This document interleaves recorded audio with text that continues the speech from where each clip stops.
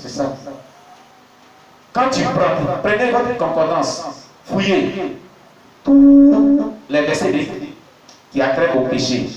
Vous allez voir que la suite, malheur, malheur, malheur, malheur, malheur, malédiction, malheur, conséquence, tout.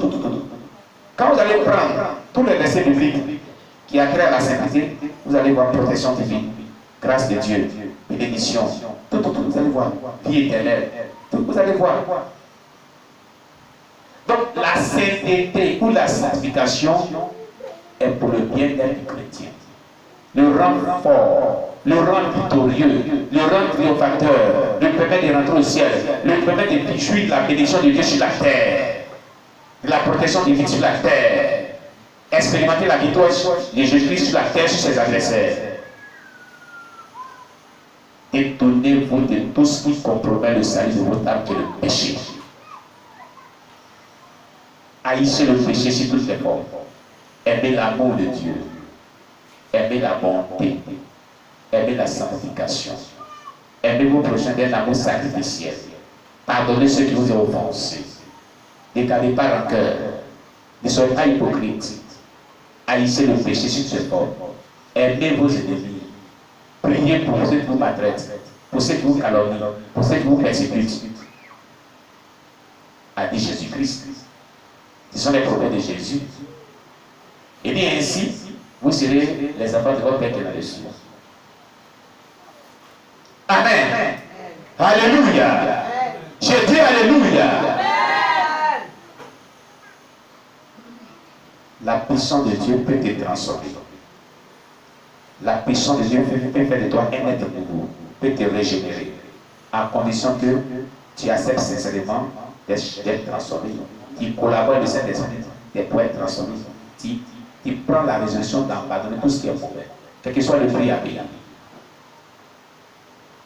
Quel que soit ce qui sera écouté, prends la résolution d'abandonner le monde païen, toutes sortes de péchés. Si tu es dans la sorcellerie, prends la résolution d'abandonner la sorcellerie. Dieu te délivre la vérité. Il délivre la vérité. Il va te délivrer.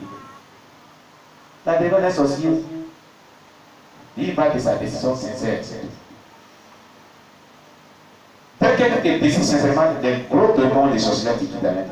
Il t'abandonne. La lumière frappe dans ton cœur. Je dis, soyez-moi, parce que tu m'inquiètes. Je suis inquiet parce que là, tu perds les eaux encore.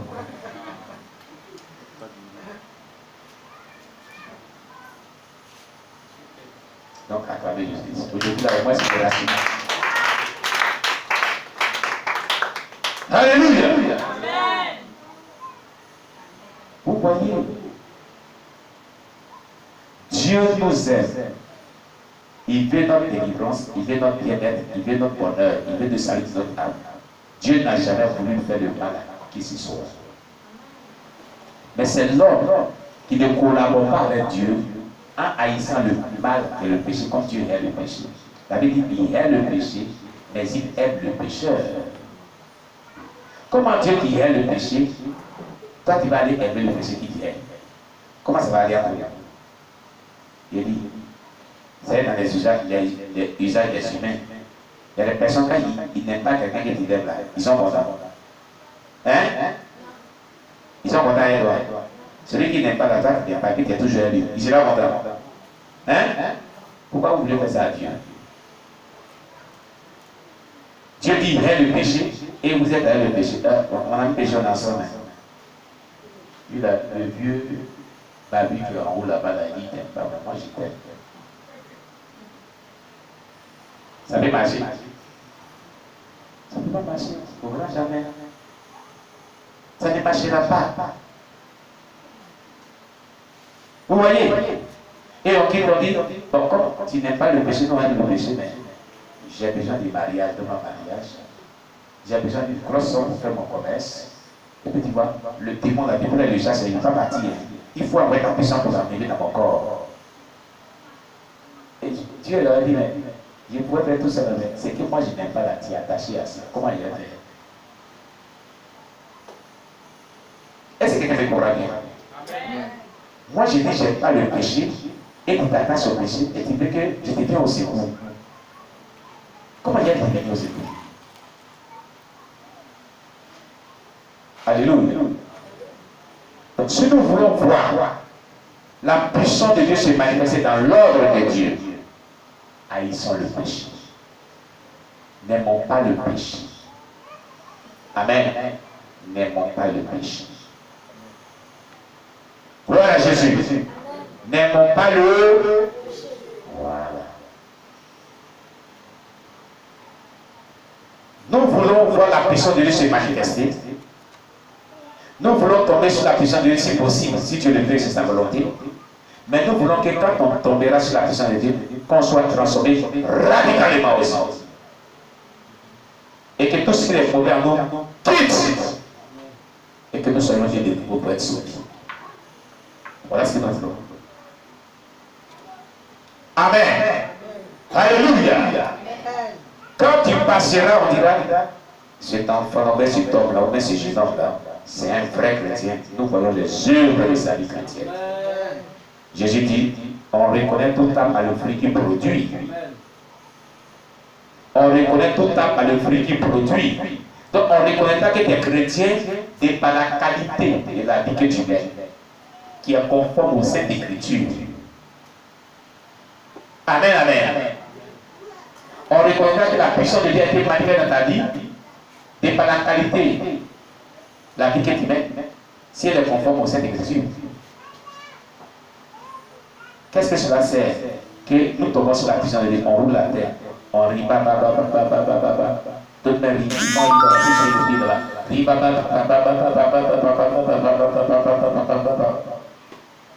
mais après ça, tu me connais. Je dis, tu me connais. Tu me connais. Mais c'est pas toi qui as prophétisé à l'église là-bas. Là. Hein? Cet esprit a disparu, maintenant tu attrapes les gens. Tu me connais, je vais te quitter.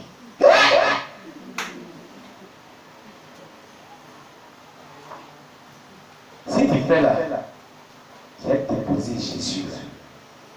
Et puis on se bat.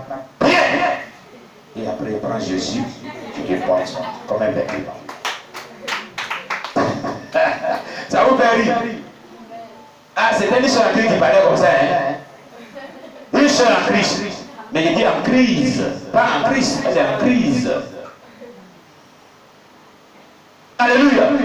Jésus n'est pas ton vêtement en échange. Quand même un peu de respect pour Jésus-Christ. Tu vas le déposer comme un vêtement. Il prie de tes pas, et tu vas le reprendre, tu vas le reporter. Comme un homme de Dieu qui avait son église, c'était boutique. Le jour où il ouvre.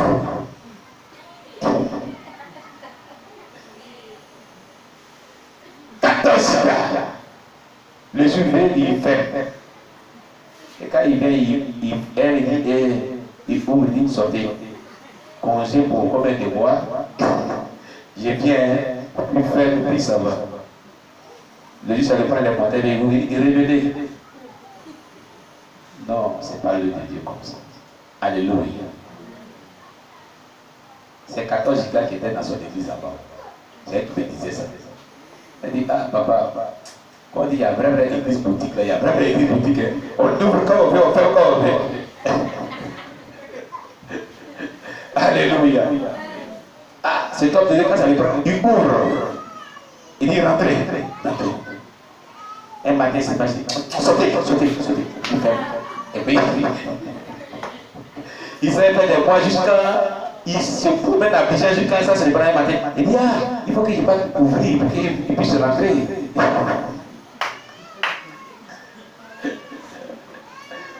Eh, Jésus-Christ. Il y a du désordre dans le corps de Christ. Amen. Il y a du désordre. On ne voit plus la crainte de Dieu.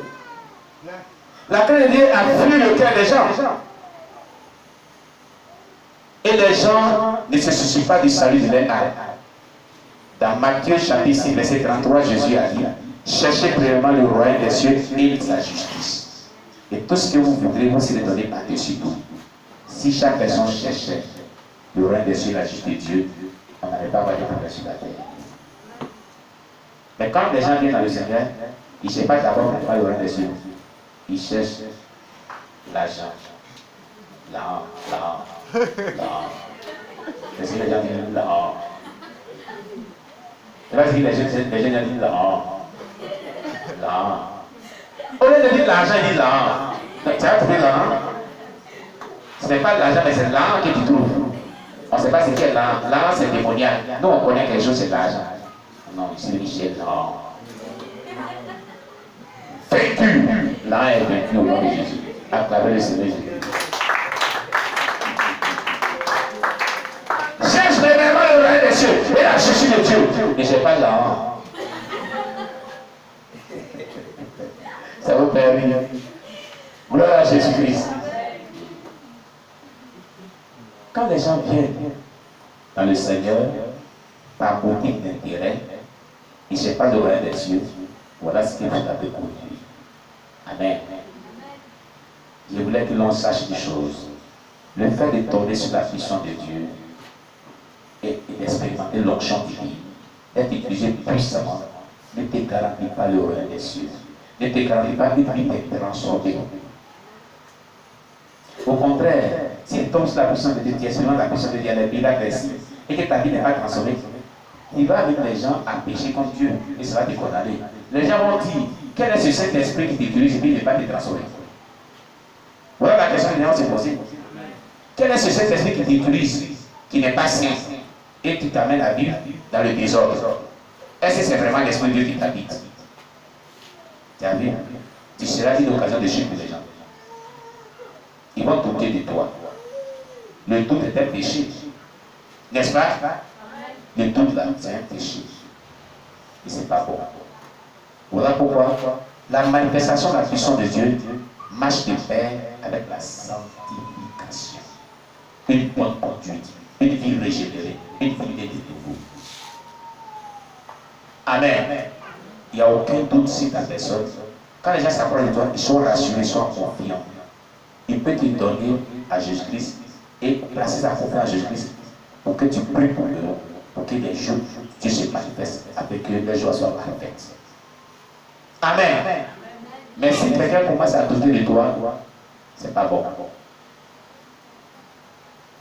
C'est ta manière de vivre, ta vie régénérée, qui mettra les gens en confiance.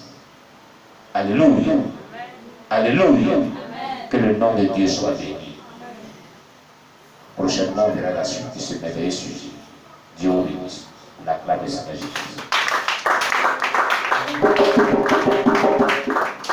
Alors, chers bien-aimés, qu'as-tu retenu dans notre rencontre de ce jour? Sur quoi Christ a attiré ton attention?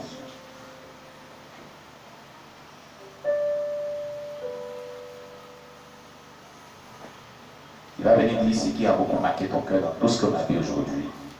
Ce qui t'a beaucoup touché.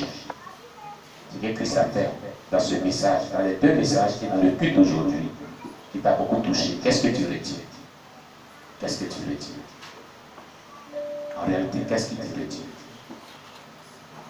Acclamez Jésus-Christ pour le moment. Qu'est-ce que tu retiens? Ce que tu vas retenir.